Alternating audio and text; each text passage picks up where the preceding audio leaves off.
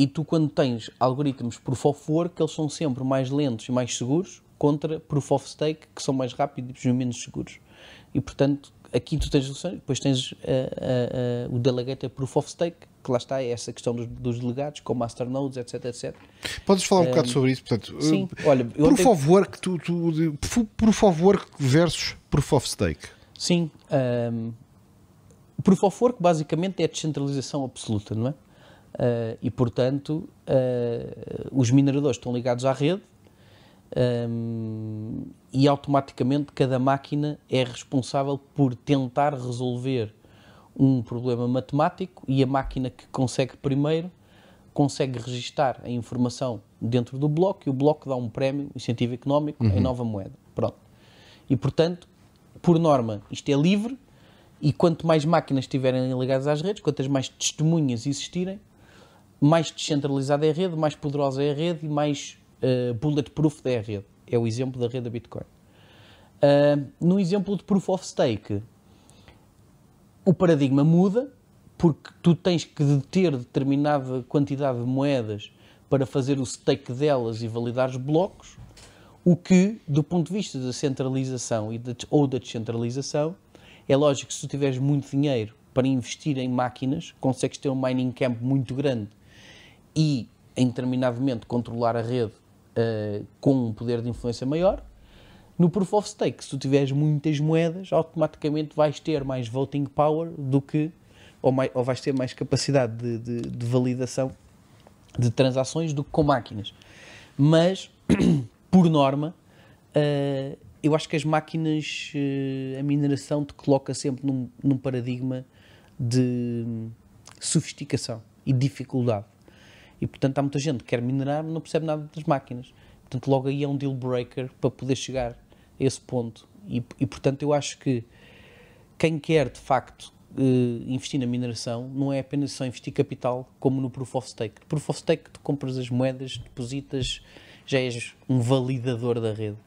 Na mineração, há aqui um nível maior de skin in the game, porque te obriga a perceber das máquinas, a saber atualizar firmware, a saber configurar para que cada máquina tenha a sua melhor performance. Quando as máquinas avariam, tens que resolver o problema, e há de facto um contacto de skin in the game dentro do próprio hardware. Portanto, eu defendo sempre isso. Pronto. É a maneira como eu vejo, eu penso muito sobre estas coisas nos últimos meses, porque estou há menos tempo nisto, mas eu vejo assim: é preciso criar uma barreira a alguém tomar conta da rede, e ao tomar conta da rede a destruir. No Proof of Work, tu fazes isso com uma barreira quase física, porque tens que ter hardware e tens que ter consumo de eletricidade massivo. E, portanto, alguém que quisesse ter 51%, por exemplo, da rede blockchain, ia ter que consumir tanta eletricidade que provavelmente essa eletricidade nem existe disponível naqueles sítios onde ele possa estar para fazer esse ataque. E, portanto, é uma barreira como se fosse um muro, quase. É uma barreira quase física. E ele tem que ter noção que vai, se quiser superar esse muro, vai ter que comprar esses equipamentos de hardware e vai ter que gastar essa eletricidade toda, e depois vai tomar conta de uma rede cujos assets, portanto as coins, não gosto muito de chamar coins, fujo um bocado da palavra coins, porque para mim aquilo tem pouco de moedas, cujos ativos digitais vão valer quase zero depois dele destruir a rede. E, portanto, a principal barreira é económica, é dizer assim, mas você vai gastar esse hardware todo, essa eletricidade toda, no primeiro segundo que tomar conta da rede, o token passa para zero, e portanto você só pode perder se rebentar com a rede. No Proof of Stake é tentar reproduzir esta lógica, é dizer assim, não, tu vais comprar montes de tokens, se destróis os tokens vai ser o principal prejudicado. Sim, mas... Ou seja, se roubas uma, todas as que já tinhas passam a valer zero. Do ponto de vista de um ataque concertado, o Proof of Work é substancialmente mais sólido e difícil do que o Proof of Stake. Mesmo o Delegated Proof of Stake, porque no fundo tu tens aqui várias soluções para resolver o problema bizantino, Byzantine Fault Tolerance. E na questão do Proof of Stake ou do Delegated Proof of Stake, a mim o tema é sempre a questão da descentralização. É perceber que determinada rede, quanto é que nós conseguimos ou não descentralizar aquilo. Dou-te um exemplo prático. Eu, a noite passada, antes de acordar hoje e vir ao podcast, há 2 dias que estou de volta de um Node para conseguir validar um Node dentro da Binance Smart Chain. Porque na Real Fever nós vamos trabalhar com Binance Smart Chain e do ponto de vista conceptual não fazia sentido nenhum ao CEO da Real Fever defender a descentralização e a seguir ir fazer um projeto numa rede descentralizada. Isto era uma incoerência total. E portanto o que eu alinhei com a minha malta e com a borda e tudo mais reconheço que a Binance Smart Chain é neste momento provavelmente a blockchain mais poderosa do ponto de vista de marketing para tu desenvolveres um projeto e ele ser bem sucedido. Por outro lado, se aquilo for centralizado, eu não durmo bem todos os dias. E, portanto, eu tenho aqui um ideal de felicidade, de maneira a não ter que engolir muitos sapos para ser feliz. Pronto. E, portanto, enquanto CEO, a decisão é, ok, se eu conseguir ligar um Node à rede da Binance, então significa que ela é possível de ser descentralizada. A malta pode não querer. Claro. Pronto. E então o trabalho que foi destes últimos 2 dias foi acabar de preparar a máquina e do ponto de vista ético aquilo tem uma coisa que é completamente absurda, enfim, mas é a realidade. Eles fizeram um rip-off total ao Ethereum, os nomes das coisas são iguais ao Ethereum, portanto em Ethereum os protocolos chamam-se ERC, em Binance Smart Chain chama-se BEP, mas os números são exatamente iguais. Portanto, o ERC20 é um BEP20, o ERC721 é um BEP721, é exatamente a mesma coisa. E aquilo corre com o GED, que é, no fundo, o motor que o Ethereum também tem, corre exatamente com a mesma coisa. E, portanto, para mim, depende do fim que nós queremos, ou depende do produto que nós estamos a desenvolver, o quanto nós precisamos mais ou menos de descentralizar. Se nós estamos a falar de um produto de consumível, de um jogo, etc, etc, e que precisamos de muita velocidade, se calhar não precisamos de uma plataforma tão descentralizada.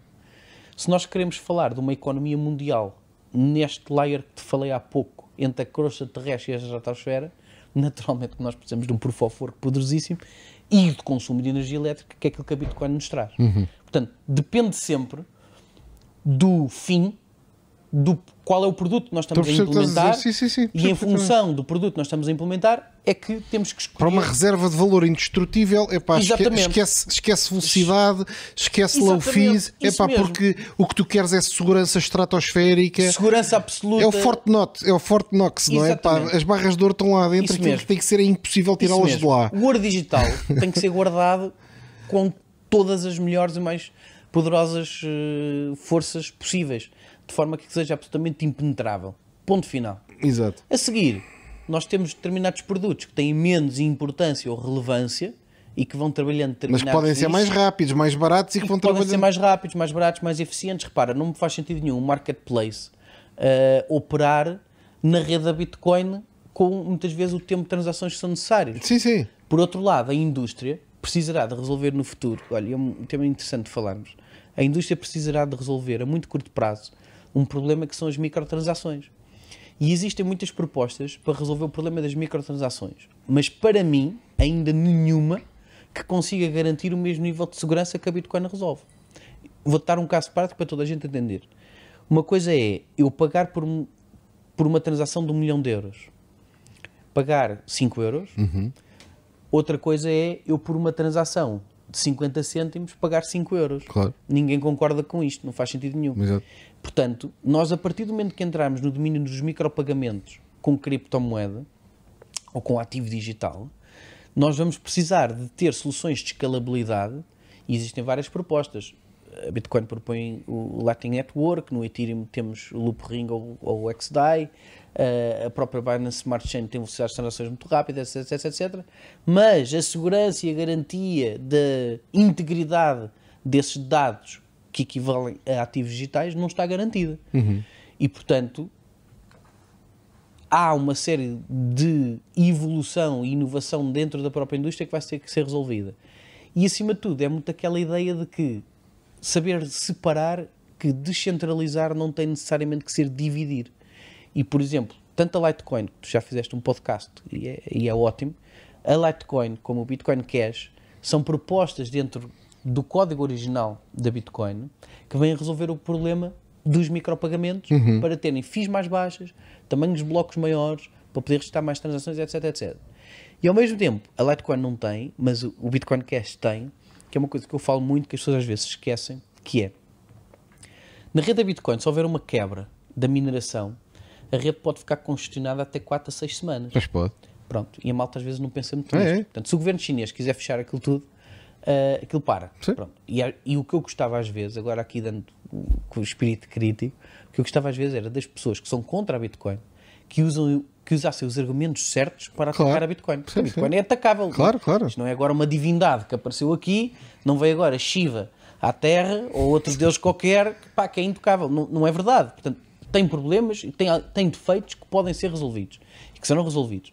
Mas quando critiquem a Bitcoin, que critiquem com substância e com fundamento de coisas reais e não é só mandar assim umas fake news para o ar para que a coisa vá. Portanto, uma destas realidades é esta. O governo chinês decide fechar os mining camps todos e congestionou a rede para aquilo 6 semanas. No caso do Bitcoin Cash, o Bitcoin Cash tem uma coisa chamada EDA, Emergency Difficult Adjustment.